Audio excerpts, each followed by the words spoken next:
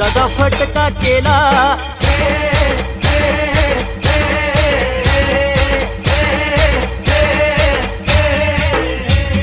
मुरली गावाच्या डोहावरती पाणी पिण्या हो गेला। कोडरुपीच्या राक्षसानं दगा फटका केला। मानेवरती वार करून शिर छेदन केलं। धड राहिलं जागेवरती शिर उडून गेलं। रक्त मिळालं पाण्यामध्ये बिरोबा प्रकट झालं। हाक मारता मळोबाला धड उभं राहिलं। आप्पाचा महिला काय भक्ताच्या पाठीला माझ्या धनगर जातीला देव बळोजी भेटला।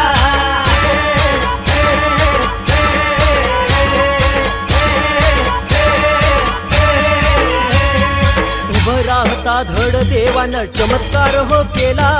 भंडारा टाकून देवानं शिरधडा जोडला।